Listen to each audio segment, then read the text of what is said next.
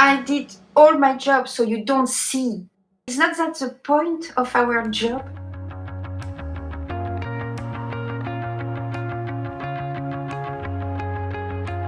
Hello and welcome. My name is Myriam Catrin. I'm a texture artist in visual effects. Welcome to my podcast. Let's be honest, a life and a career as a working artist can be very fulfilling, but it's not for the faint of heart. It's filled with challenges and obstacles, and the path forward is not always clear or simple. On this podcast, we discuss all of this openly and honestly with experienced artists who have already walked that road. That's why I call it the naked texture artist. There are many podcasts that focus on and celebrate all the big achievements in visual effects and animation. But my career as a texture artist has not been one unending victory lap. So personally, I'm more interested in learning how my fellow artists handle the hard things, when things don't work, when things break, or when we're expected to produce the impossible. All of that stuff that takes place behind the curtain. So I invite you to join me on this journey. Hopefully together we can learn from the artists who went before us, save ourselves some scars and some tears, and increase our joy as working artists. Welcome to the Naked Texture Artist. This is definitely my favorite episode with Myriam Catrin so far. Of course, I'm sure they'll change many times over, as there are many more episodes to come. But in these 19 minutes or so, Myriam is densely packing in her wisdom and experience. As I prepare these episodes, I try to find a catchy, interesting soundbite as a lead-in to the episode. It would be something profound and short that you could put on a bumper sticker, if there was such a thing as bumper stickers for texture artists. But for this episode, I had at least 5 or 6, maybe 7 super quotable gems from Myriam, each as good as the next. That goes a good way to show you the quality of this episode. Also, I typically interject with a bit of my own commentary here and there, but I have nothing to add to this. Myriam's words need nothing of what I have. If anything, as I'm re-listening to it, I wish I'd gotten out of the way and letting her finish speaking on so many occasions. Maybe I can talk her into elaborating or answering some follow-up questions in the near future. In this episode, we're going deeper into a lot of things that make up Myriam's artistic, what should we say, temperament, or personality, or her inner workings. We also talk about what mastery of a discipline like textures feels like. That's a level I'm personally trying to conquer, but I'm also curious about what is that next big challenge beyond that hill you're trying to climb right now. We talk about what Myriam looks for in a gig, and we talk about when we can't make it work, when we panic. In short, I am really excited to share this episode with you all. This is a good one. Enjoy. How do you spot a good gig from a bad gig? Have you learned anything about that over the years, or is it just every time you take another job, it's like a toss of a coin? It could go bad, it could go well. Exactly. It could go like there is movies that I was super excited about. Yeah. And it was not personally, a really great experience for other reason. And there is for example, Prometheus. It's my best. It's one of like the gigs that, as working on it, was excellent. But the movie, I don't like them. Well, that's out of your control, It's Voilà. That's That's not really easy, basically.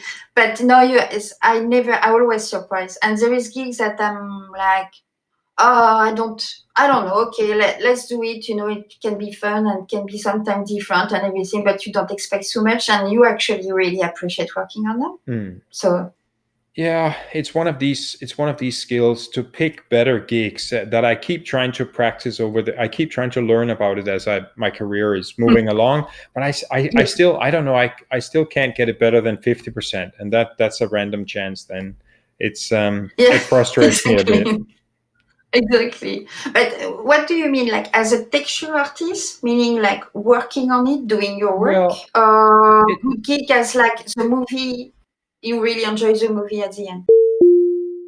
I said that I didn't have anything further to add to this, and then I'm listening to this episode for the sixth or seventh time as part of my editing process, and something occurs to me as Miriam is asking me exactly this question. My holy grail with finding better gigs and improving my ratio of good gigs to bad gigs, of course, they come from the painful experiences that you can have on a bad gig, and it makes you go, I never ever want to be back in this place again.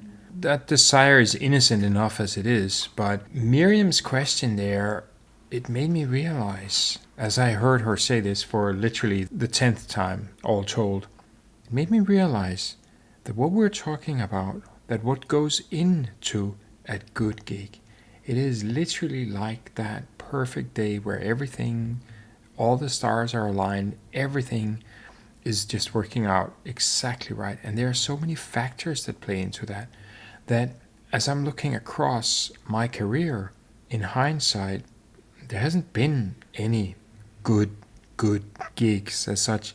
There's been good moments in most of my gigs. And that is because so many different things are aligning and need to align at just the right moment to produce that truly beautiful experience.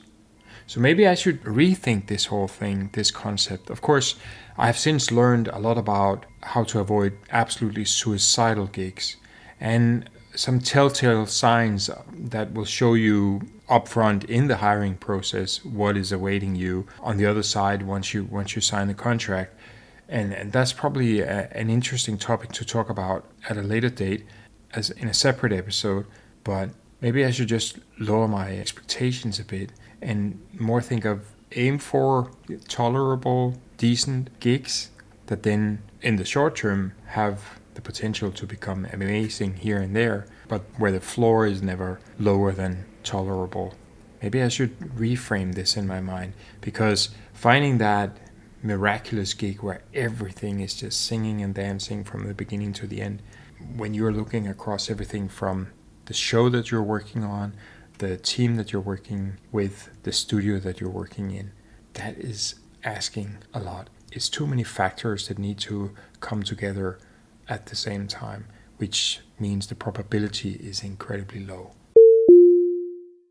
It's a complicated answer, of course, because it consists of the team that you're working with, Yeah, the film that you're working on, the yeah, type of work that you're working on that yeah, film as well, or yeah, and what yeah. else can we have in there? It could be other external things, the company with there may be issues with the company of other kinds that are outside of your control as well. So all of these things Mm, go together, and I sometimes I have looked at films, individual shows, and I thought this is going to be great because I love this show so much. I'm very interested in it yeah, personally, but I feel that's not always enough to compensate for the other areas. absolutely. Yeah, So if you don't, so my the best I can say right now is if it's a team that I enjoy working with, then the other yeah, parts will matter less. yeah.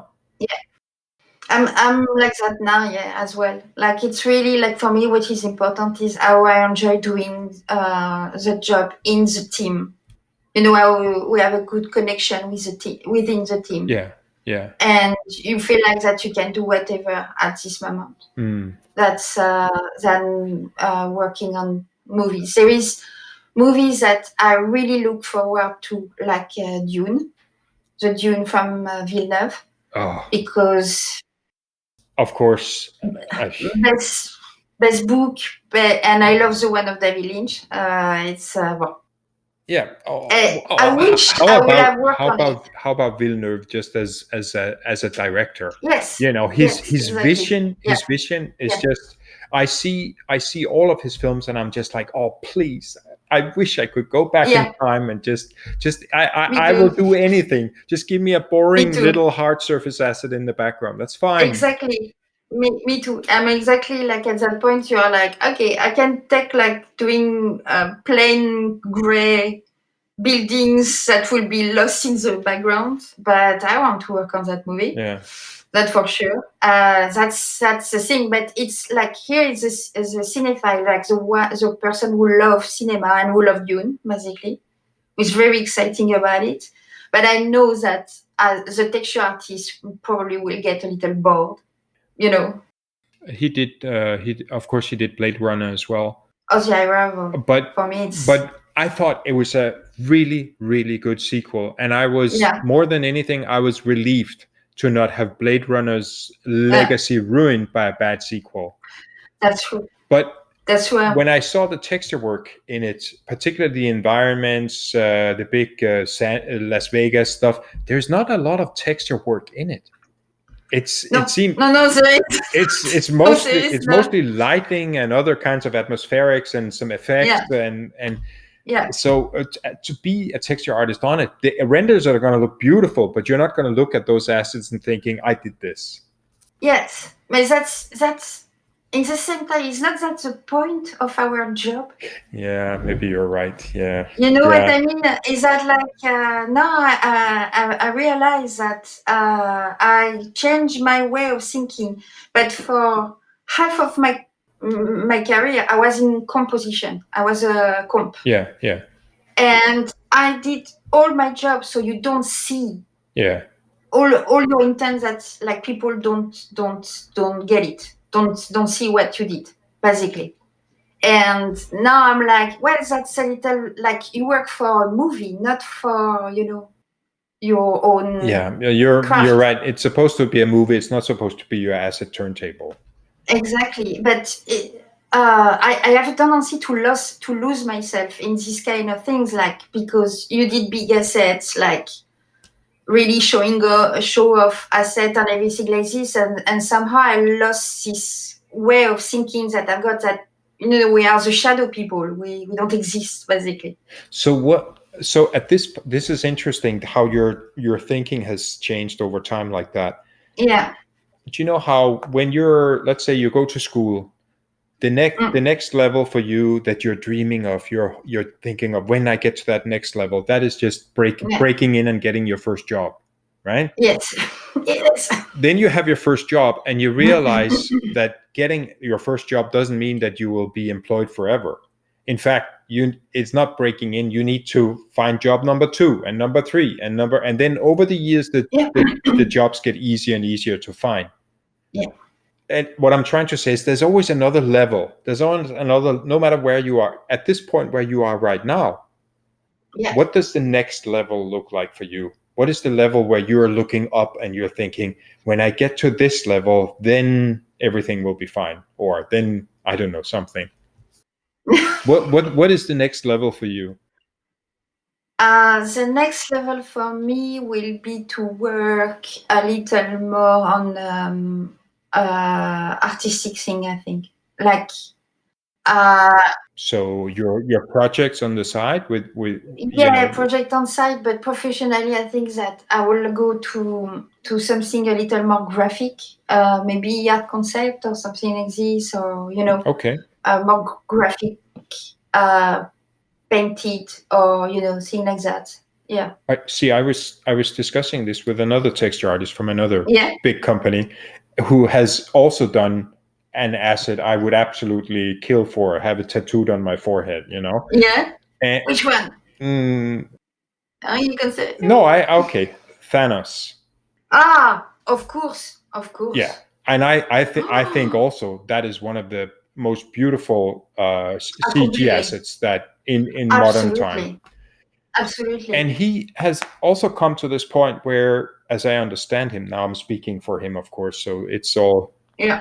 my interpretation, where he also is moving into more concept art. He wants to more flex his creativity and be more of an artist in that way. Whereas as texture Yeah. artists, many times we are not. We're just executing somebody else's vision. Yes. Yeah. So he was sort of trying to move himself over in the direction where leave texture work behind, and then more towards being an art director of sorts? Yeah. Is that your transition as well? Yes, that's the transition that I wish. Yeah, I would like to go there. Basically, I work a part at Weta. I work on my personal time on other projects. Yeah. And more like as a art concept, art director person. It's not art director; it's more art concept. But yeah, it's very exciting. So I wish, that actually, if it's successful, to not do half, but go slowly, leaving texture behind. So that 70-year-old texture artist at the ILM that they called back from retirement for the second time, that will not be you. Yeah. You will not retire as a texture artist. It really depends. The thing is that you tell me, because you are a long time as well, texture artist, but don't you need to be challenged intellectually? There is not a point where you just need to be challenged. Well, that not technically, because for me, technically it's the easy part. That's everybody like, you have to learn this software, and for me, the easy part is a tool. But I need that to be challenged. Yeah, I understand. When you start out, all you think about when you start out as a beginner, all you think about is mastering the tool. All you think about is clicking buttons, and you think this is the path. This is the path that will take me to happiness. Yeah. But the longer you work, you start realizing that it doesn't matter if it's Mari or this pen that I'm holding in my hand. They're all just tools. They cannot do anything on their own. So then now you have the problem, which is where I keep finding myself being forced back to traditional art. I keep seriously, I'm learning to paint portraits of human beings because I feel I need to go back to what the old masters did in order to progress as an artist. Yes. The digital software comes and goes, and it will change every year, and you can learn that in a week. That's fine. Yeah, exactly. But it's exactly that. But to see and to understand shape, light, shadow, color, all of those things, that is different. Anatomy, yeah, perspective. Yeah. That's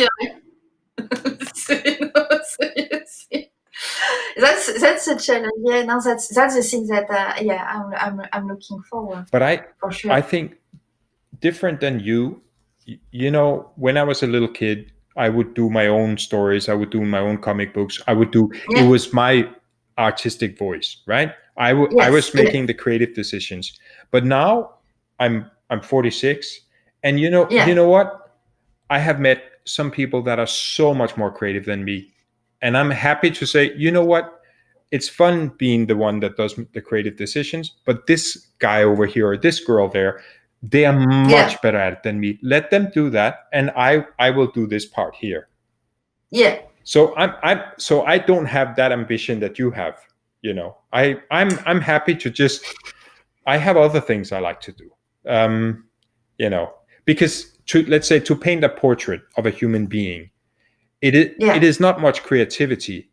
Again, it is about, there's some creativity to interpret the person, but it is mostly about representation.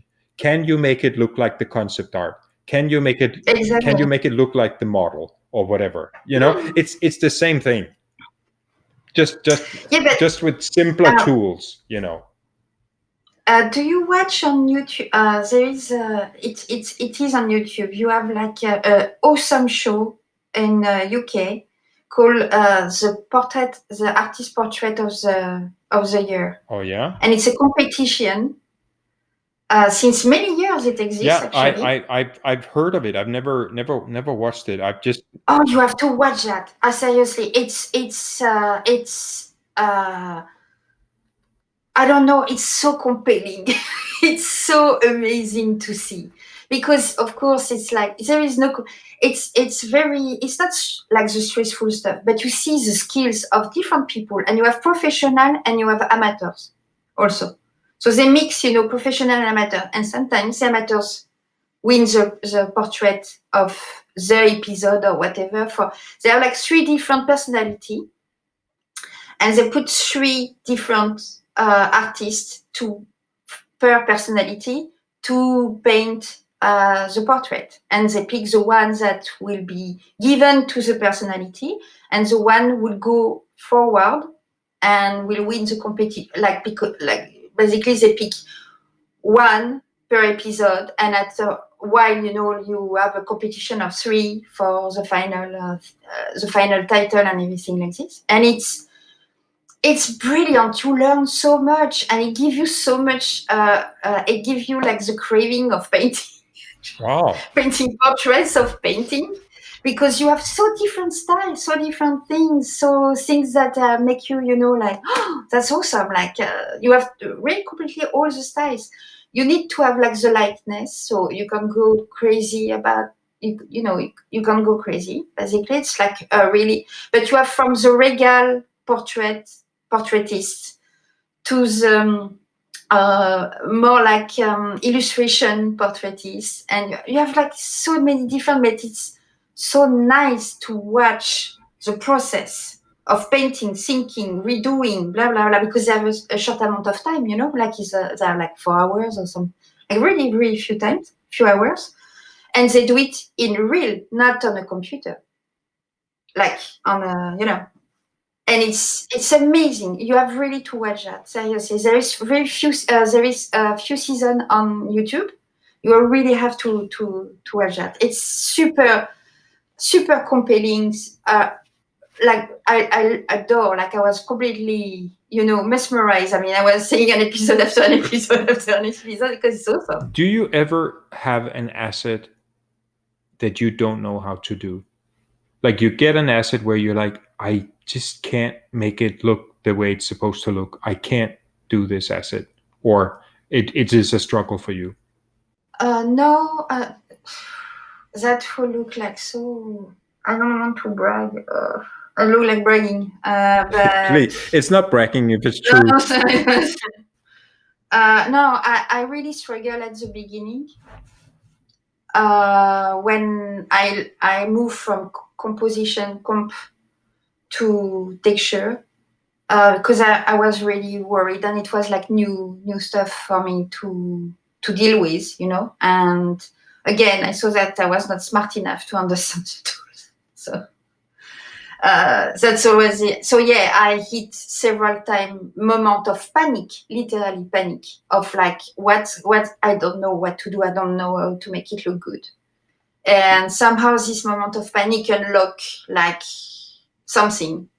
Like you are like, okay, I'm trying. But yeah, I've got several moments like that. But it was really in the early years. But recently, over the past couple of years, have you ever had any situation like that? No, sorry, no. See, this is so as I'm trying to map out all the steps of the artistic life, right? Yeah. So I think the step above me is when you gain mastery and you can make anything look the way you want it to look. You are in complete control of your tools. And this is maybe where you are, where you never have an asset that comes in and you're like, I don't know how to do this. And then what is the step above that? That's what I wanted to know. What is your next challenge? What is your next step? Maybe that is the point where you start putting more of yourself into the work, more stylized, more interpretation, more of your own creativity. Do you know? Yeah. Yes. I would like to be at that point where to propose things, to propose ideas based on what they want, but I always try to get into the head of the director what he want to do, but and give him like this extra push, which like he didn't know he liked that, he wanted that, but it's a good surprise. Yeah, I always try to get in that way of thinking, like giving some things that nobody was really knew that like they wanted, but now when they see it, they're like, oh yes, that's a great idea. And the good surprise, it's always like a winner. It's always a good surprise, because in that moment you have not just done your job, you have added something extra to the film. Now the film is better than it was before in his head, now it's even better. It's because you surprise him with something that he was not expecting, and suddenly it's like, oh, that's like that's a joy. I know that it procures me joy when I see something that I wasn't expecting, and I really, really like it. So yes, that's this kind of tiny, very flimsy feeling that I want to provide. But for that, you need to be a little more independent, autonomous in terms of in your work. Myriam will be back in a future episode.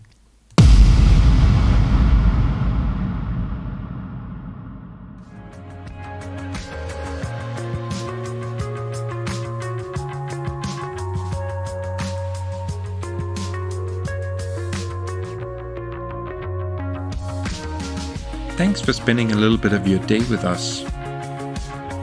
We have a tiny bit of housekeeping to do on the way out. If this episode has been helpful to you, why not share the podcast with your colleagues and friends? If you'd like to support the podcast, I'd appreciate if you bought me a coffee. You can do that on Ko-fi. That is spelled ko-fi.com/The Naked Texture Artist. One word. If you have suggestions, comments, or questions, I'd love to hear them. Feel free to drop me a line on thenakedtextureartist@gmail.com. That is The Naked Texture Artist written out in all one word @gmail.com. As I mentioned, having a busy day job in visual effects means my release schedule for this podcast can be a bit irregular. So if you don't want to miss out, subscribe to The Naked Texture Artist wherever you get your podcasts. Or follow the podcast on the socials, then you'll be alerted when the next episode drops. The music in this episode was Awake by Tycho. Nick Sifoni helped put the sound together, and everything else was done by me, your host, Mark Pierre Sondergaard. Speak to you soon.